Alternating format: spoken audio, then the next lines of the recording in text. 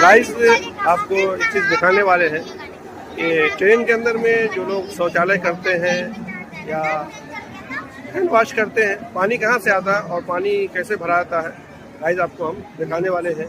Guys देखिए, ये देखिए पानी का कनेक्शन, पानी का पाइप जा रहा है यहाँ से और इस पाइप को रेल में ट्रेन के अंदर लगा दिया गया है।